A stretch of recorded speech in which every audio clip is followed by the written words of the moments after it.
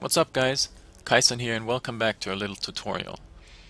Last time we started out in the mudflats and we opened the passage, the submerged passage, and then we went down into the flooded depths and killed the deep dweller.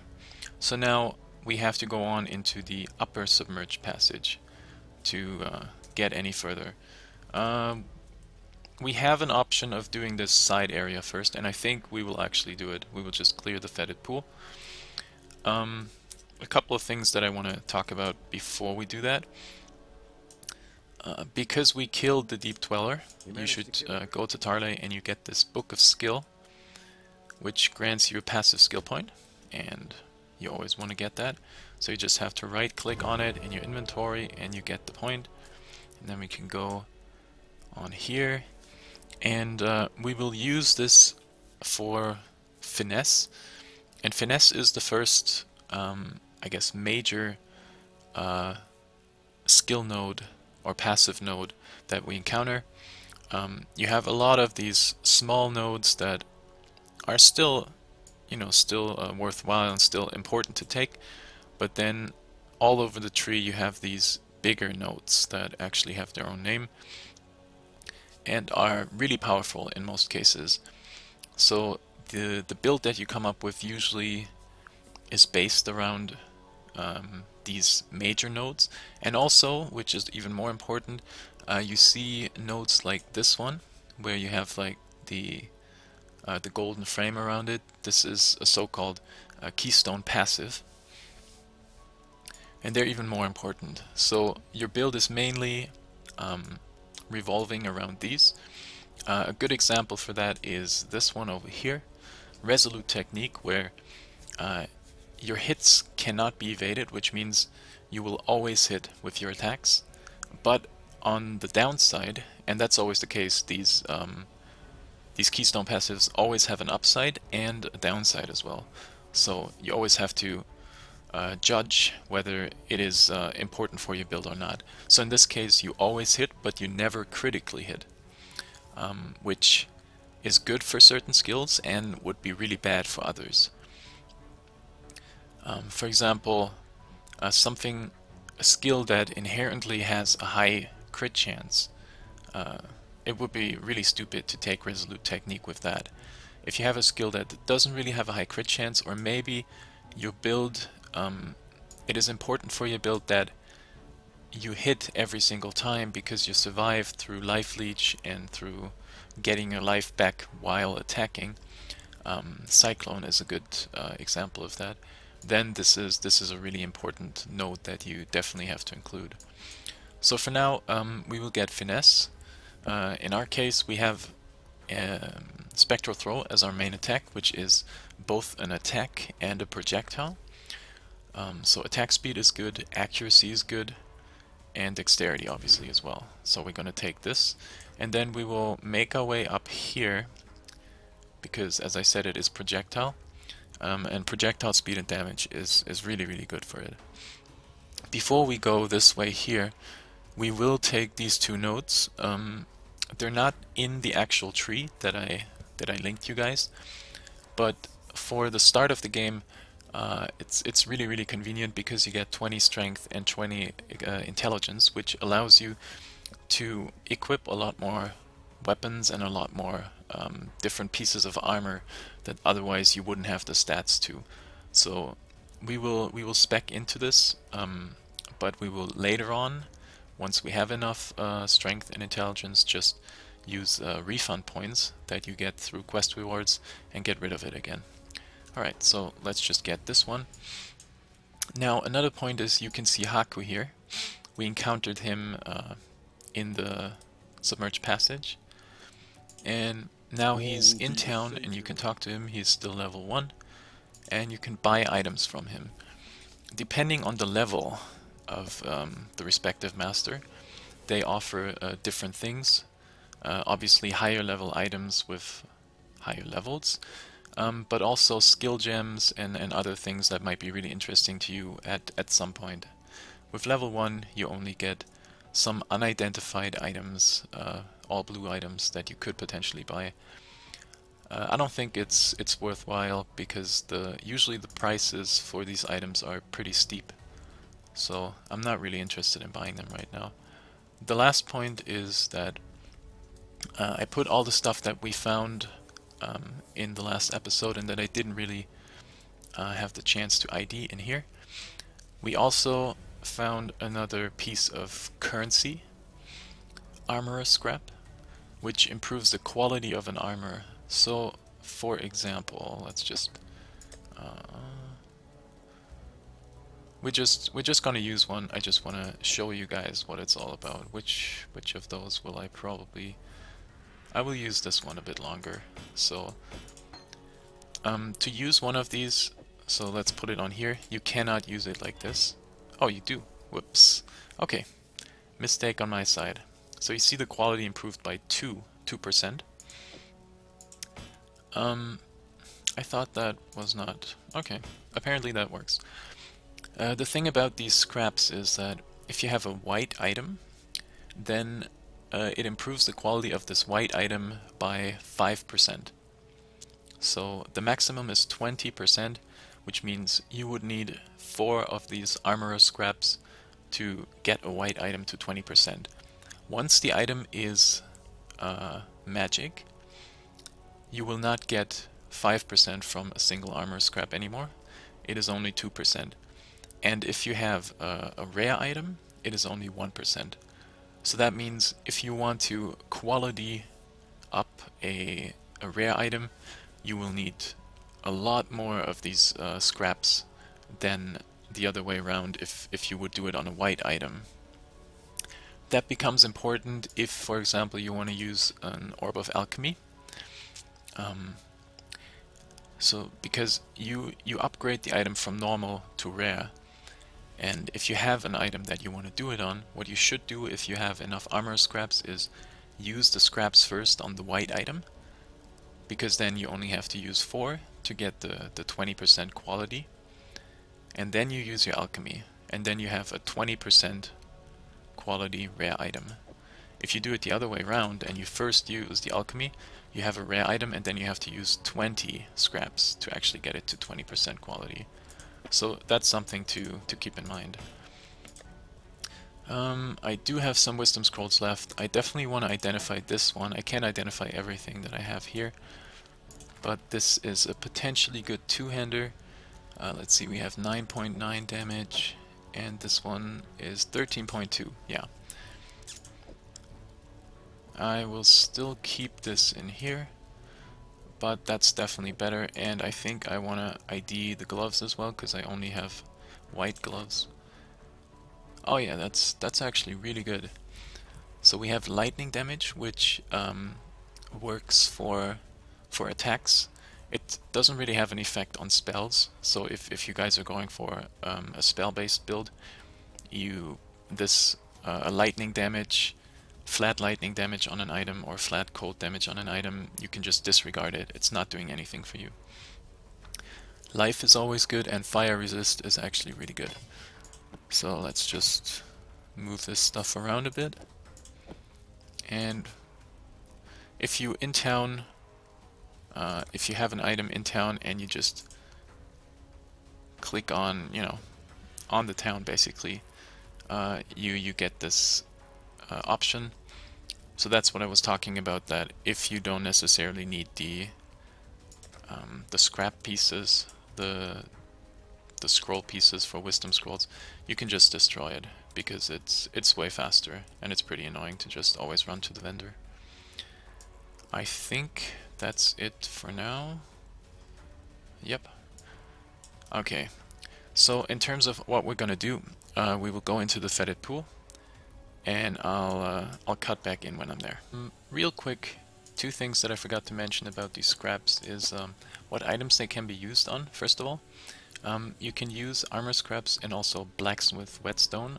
It's another currency item that we will find at some point. You can use the armor scraps on every piece of armor, so these 4 basically, and the whetstones are for weapons, so you can use them on weapons. What you cannot, items that you cannot quality up are rings, amulets, and belts. And another thing that I wanted to show you guys is, oh, okay, we can actually talk about, if you shift click an item, then you can, if they're stacked up, you can get one out, or you know, however many you wanna get out. Be careful. So that should be interesting.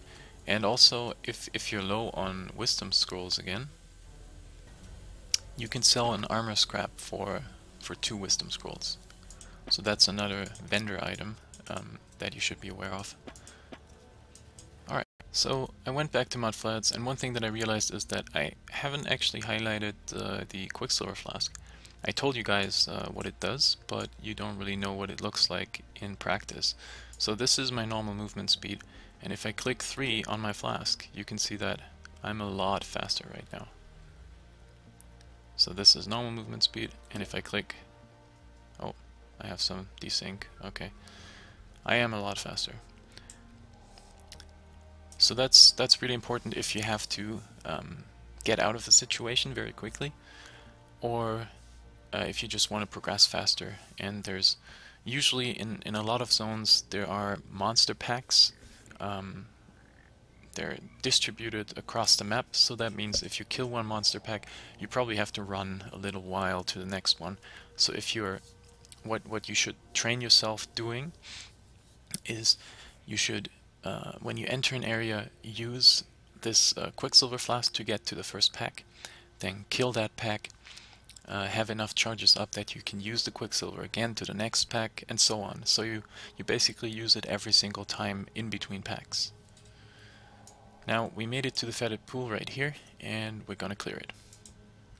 There's nothing really new here. We have the cursed spawn, same as submerged passage, and then there's some skeletons. Wait, or it might be zombies. Skeletons or zombies in here. Oh, a coral ring, nice. That might be interesting. Oh yeah, we're even missing one. Sweet.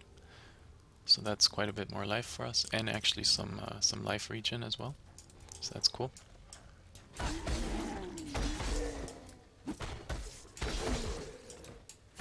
And you are don't skip any monsters in here, and make sure that you don't miss anything, because it is a circular area around this pond in the middle here.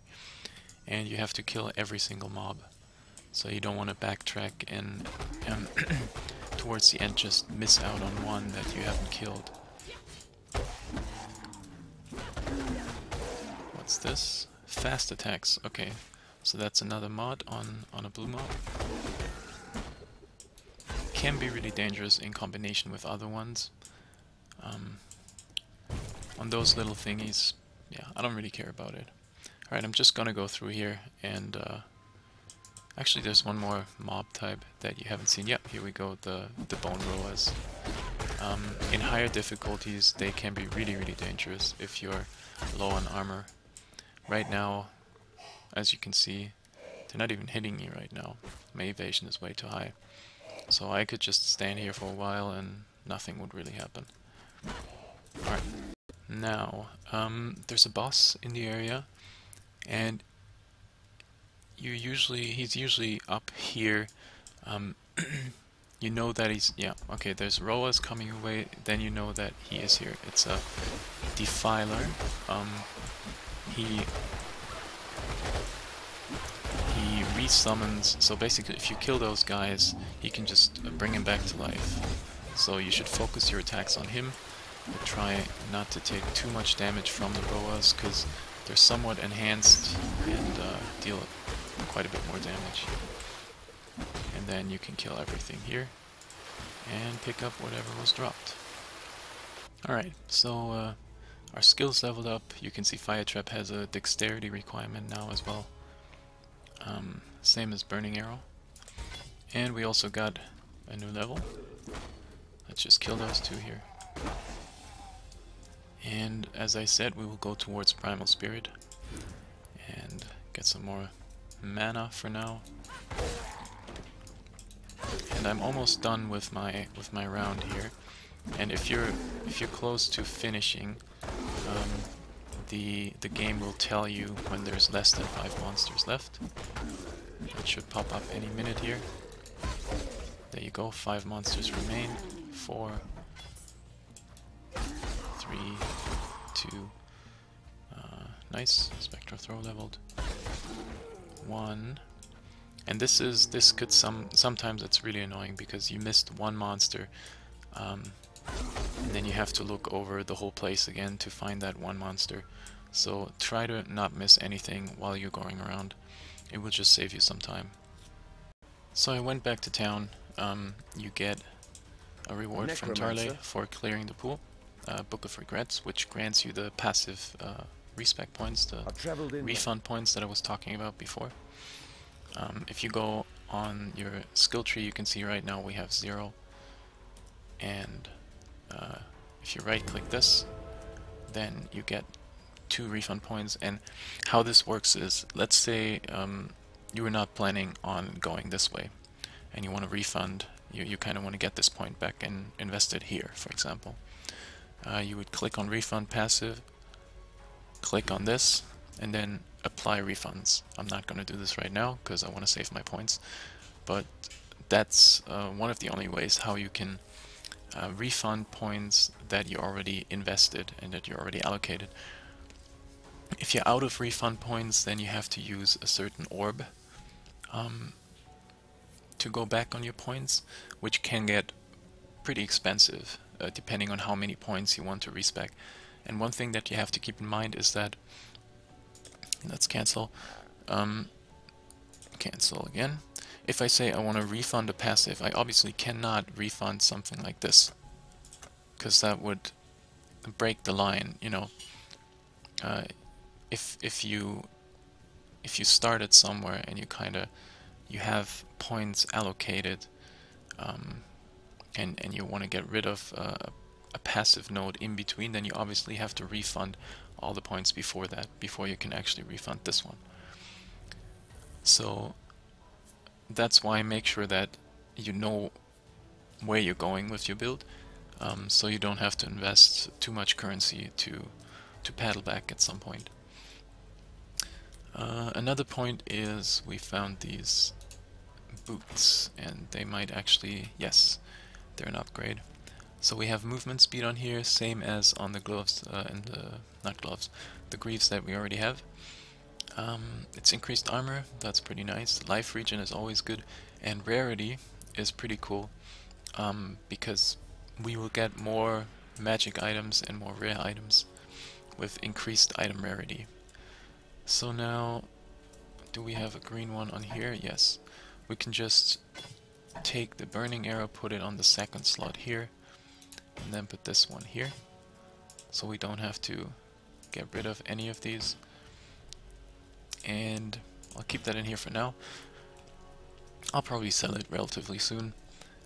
Because we found another small life flask, what we can do now is we can use a vendor recipe.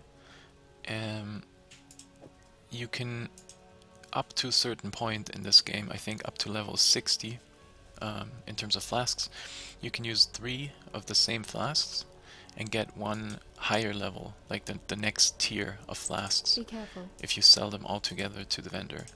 So if I put 2 of them in, you can see it's just scroll fragments. As soon as I put the 3rd in, I get the medium flask, which is 1 level higher.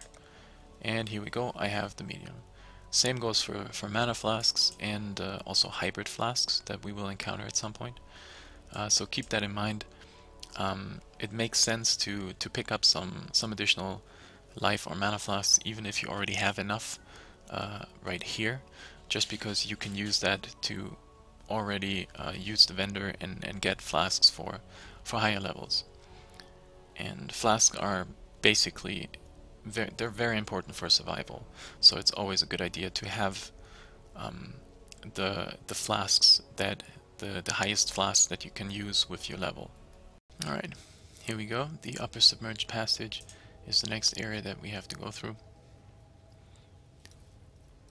And also in here there's not too many new monsters that you will encounter. There's the eyes. Okay, so the snipers are in here. That's nothing new for us. There are More snipers, okay. I'm just gonna run through this. I want to show you the other mobs. Oh, this is a dead end. Alright, so in case if you run into a dead end, obviously a good idea to use your Quicksilver to get back on track as soon as possible. Oh, I can hear him. Okay. So you can see this is the main mob, the area boss, the Brood Princess, and she has a so-called Frost Nova, not Frost Nova, sorry, Freezing Pulse attack. So that's a cold attack that the closer you are to it, the more damage it deals. And it also has a chance to chill you or to freeze you. So if you can, you should just try to attack while moving, you know, like this, and not getting caught up in it. Because if there's a couple of monsters around and it actually crits you and you are frozen, you might be in some trouble. And so that's the boss. There are monsters in here that... Oh, okay, we have Haku again. Where are they? I want to find them. With the same... They basically look the same as the Brood Princess, just smaller. Oh, what's this? A Tormented Rogue. Okay. I wanna finally kill one of them. Come on, single target attack. Yes. Alright. Finally. So that was the first one that we actually managed to kill. Sweet. What was I saying? Yeah, there's a different type of mob in here that we haven't seen, but they should be somewhere around here. Strange. So basically it is the same as the Brood Princess in terms of what it looks like, in terms of skin. And what it does is it spawns these little ones here, and they start to attack you then.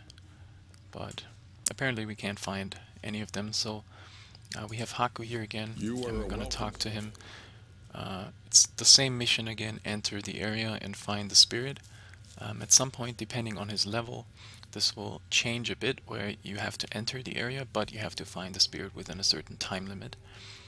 For now, we can just go in and do the mission, and since he's already more than halfway to level 2, we should actually level up Haku by doing this mission. So those guys came towards me already with the touch, so there seems to be another tormented spirit over here. We are in the Haku area, so we will try to catch that spirit as fast as possible. Yep, let's get him. It's a thug this time. Come on, come on, come on, come on. Oh, come on, please. No, no, no, no, no. Yes. Alright. I think he was about to escape, so we just made it in time. Now, one thing for these areas, for the master areas, there's obviously more masters than Haku. In any of these areas, what you cannot do is you cannot open a portal. So if you want to go back to town and sell your stuff, in most of the cases it's not even worth it, because you would have to run all the way back, because you have to basically leave the area, and once you're out, you can make your portal.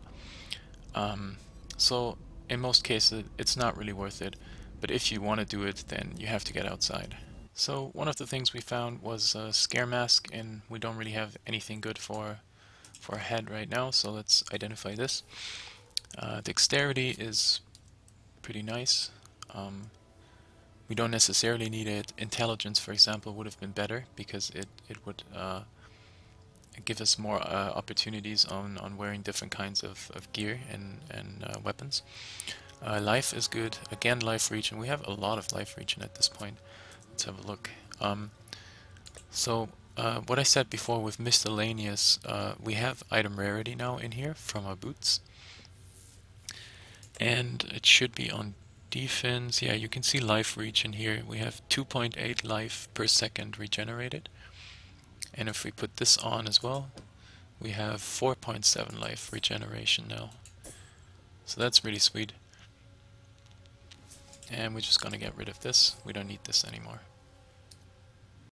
We had another level up. Sorry. So this one goes into Primal Spirit, which gives us mana regeneration, mana recovery from Flask, which means that, for example, for this Flask, it recovers 80 mana with one usage. 20% increased mana recovery would mean that you get another 20% on top of that, which would be an additional 16 mana, so roughly 100 mana that it recovers. And we get Strength and Intelligence. So let's just get this node, and we're basically at the end of the area. You can see the red dot here again. So that's the what you can do, especially if you feel that you're a bit squishy and you don't want to have a lot of mobs attacking you at the same time. You can draw out the magic pack before you actually attack the totem that has a spirit on it.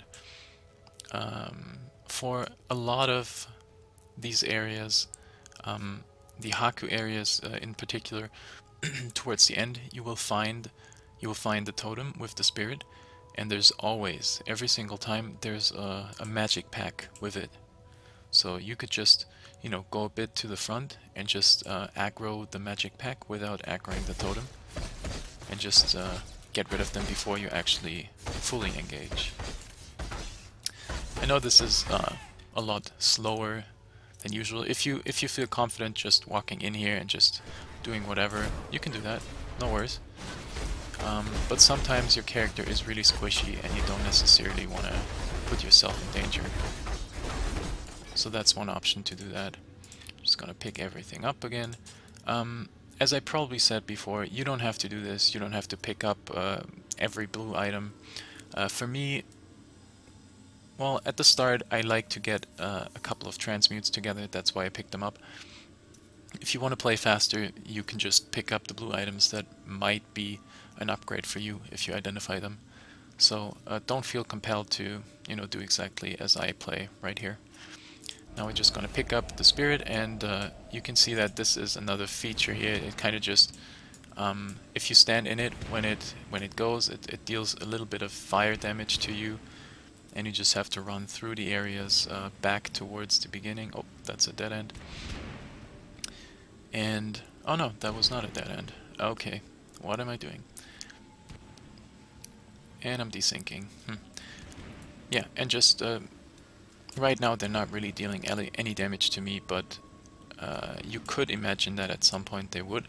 So you would have to avoid those things exploding right in your face, and just making your way and walking around them. And let's use the Quicksilver. Makes a lot of sense here. And once we get back, we have Haku waiting for us with the spirit. And that basically tells you that you leveled up. We're level 2 now. And if you go back to town, which we will do once we have the next waypoint, which is right over in this direction, here's the exit towards the ledge, which is the next area. Now we will enter the ledge, and once we get back to town, Haku has new items for us, and probably even some more maybe skill gems even. So definitely, if you level up on a master, go back to town and check out what they have to offer. So in this zone, we have these Dune Hellions. They're kind of dangerous in a sense, because if there's a lot of monsters around that are damaging you already, and if they hit you, you can see if I run away, I take damage. So I'll let myself being hit again. And usually status effects and any illnesses or something like that you can see up in the top left corner. So far that guy didn't succeed here. Puncture. So I'm bleeding and I will take physical damage over time. And you take additional damage when moving. So basically, once they got the bleed on you, and if you're in a tough spot and you want to run away, you might kill yourself just by running away. So, well, he's not really doing anything. Come on, puncture, puncture, puncture. Here we go. So you can see that I slowly lose life just by running. And in higher difficulties, this will be really, really potent. There's even really, really high level players and skilled players in this game that have died really stupidly because they got punctured and tried to run away from a pack. Oh boy. Yeah, see, if it's so many of them, you should always try to kite them back to not get the puncture on. And it's usually pretty easy with Spectral Throw. It's just a matter of getting used to it. Here we go. That's some sort of cannibals here again. We've seen those before. And that's basically all the... I think that's all the mobs we have in this zone. So I'm just gonna run to the waypoint and get back to you guys when I'm back in town. One thing that I want to mention here is the totem. So in this area you have usually 2 totems on different sides of the area, and this one you can see regenerates the life of these other guys. You can see I damaged this archer and now he's regenerating all of his life over time. So that's the totem.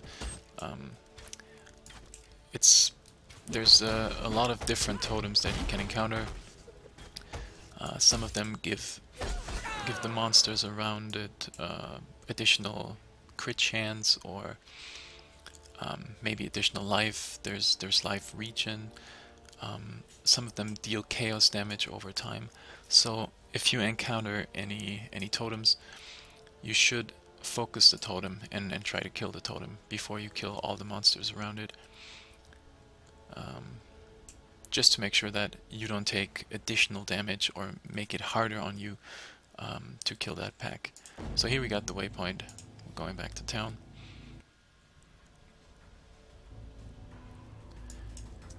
Okay. And let's see what we found. I think our weapon is good. We don't really need another weapon. So we can sell all of this. That's fine as well. Yeah, we're good on this. So we can sell all of this. What we found here is another ring. An iron ring has physical damage, an implicit value physical damage. Iron rings can be used in certain recipes as well. I usually try to save 3 or 4 of them just in case that I need them for a recipe. And here we get 20 together again, another transmute, nice. And I picked up a quality armor piece as well. So far we only had quality weapons, and I will try to pick up some armor pieces as well to show you the vendor recipe that you can do with quality armor. Now, Tarley has a new quest for us, I think. Yeah, he wants us to find the way forward, and this actually shows you what else, you know, what other areas there will be, because he basically tells us that we have to go off map to find what he's looking for. So we have 3 more areas, potentially, maybe there's more, spoiler alert. And there's a Brutus in the Warden Chamber that we're supposed to kill, and this is actually the first major boss. All the bosses that we encountered so far were just area bosses, and Brutus is actually, you could say, an end boss in a sense. So he's quite a bit more powerful than the area bosses. I said we should talk to Haku when we get back to town. So he's level 2 now, and if you go in here, you can see that he has different items for sale now. There's one rare item here that you could potentially buy. Again, I would, in most cases, not really recommend doing it, just because you would spend one orb of chance, which we haven't encountered yet, but it's not that cheap, and an augment on an item that you haven't even identified. So it could be potentially really, really crappy, and it's not worth investing your currency at this point.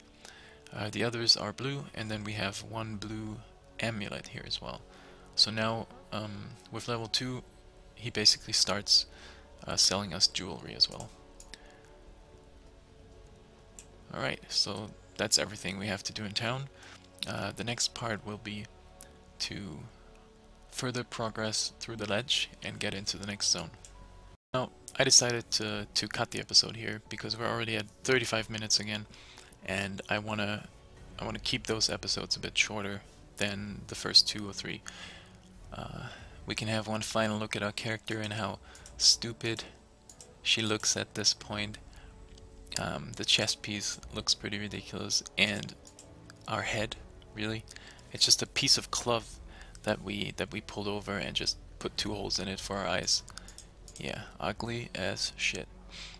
This will hopefully get better as we level up our character. I hope you enjoyed the episode. Please leave a like if you did. Consider subscribing. That would really mean a lot to me and would support me. Alright, thanks so much for watching, and I'll see you guys for the next episode.